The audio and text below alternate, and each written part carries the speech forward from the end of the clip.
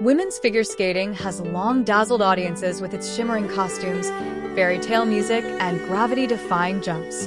From the outside, it is a world of elegance and discipline, a sport where athletes seem to float like swans across frosted dreamscapes. But behind this crafted illusion of perfection lies a reality that is far harsher. Beneath every medal-winning performance are stories of intense pressure, silent suffering, and systemic problems that the sport rarely admits publicly. A beautiful sport built on brutal expectations. From the moment a girl steps onto the ice, she learns that weight and figure are not just part of skating, they are central to success. A ballerina-thin body is treated as a key ingredient, regardless of the damage required to achieve it. Some coaches go as far as weighing skaters daily, cutting calories to levels that border on starvation, or suggesting appetite suppressants to keep their athletes small, light, and jump ready. For many, eating disorders begin not in high school or college, but at age 10, the dangerous race to stay young. In women's figure skating, youth isn't just prized, it's weaponized.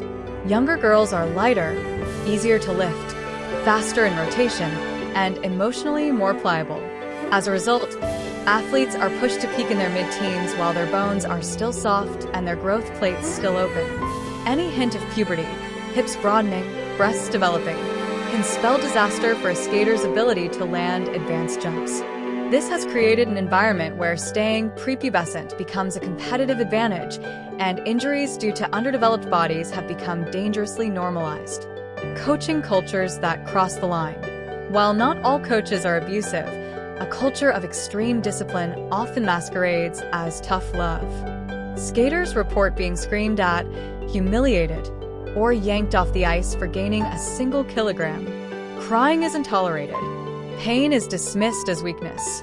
Chronic injuries, stress fractures, ripped tendons, spinal damage are commonly ignored until they become irreversible. Most girls are taught early to hide discomfort, smile through agony, and never question authority if they want to keep their funding and ice time. Politics on ice. Why judging isn't as fair as it looks.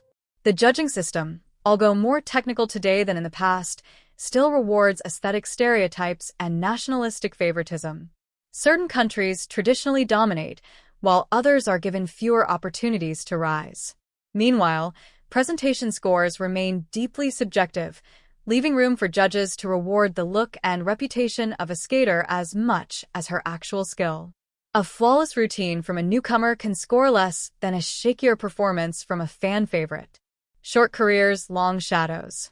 The average elite women's skating career ends before age 20. Most retire with chronic pain, damaged joints, and mental burnout.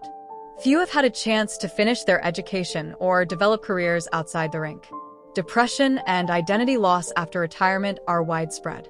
The girl who once stood on Olympic ice, celebrated by millions, often struggles to find purpose once the cheering stops. Behind the glittering costumes lies a conveyor belt that turns little girls into world stars, then spits them out before adulthood. The glittering secret the sport hates to admit. Women's figure skating is undeniably beautiful. It is athleticism fused with art, elegance powered by ferocious strength.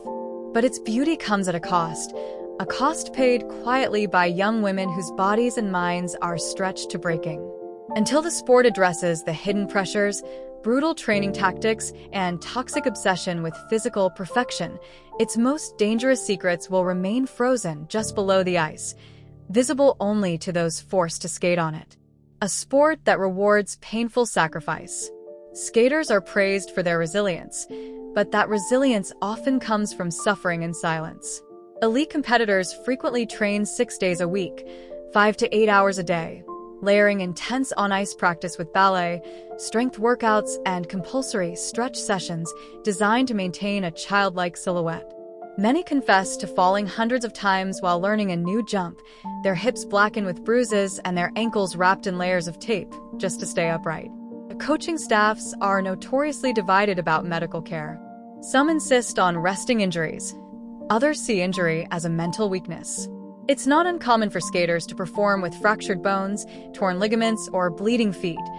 pushing through because stepping back means losing their chance at world ranking, sponsorship, and national funding.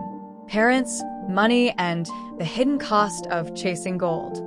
Behind every top skater stands a family investing enormous sums of money in a dream. Elite coaching often costs between $50,000 to $120,000 per year, and that doesn't include travel, costumes, choreography, rink fees, and physical therapy. The financial burden places huge pressure on teenage athletes to make it, knowing that their parents may be going into debt to fund their training. This high-stakes financial model fuels the toxicity of the sport. Once money is on the line, quitting is seen not as self-protection, but as letting everyone down.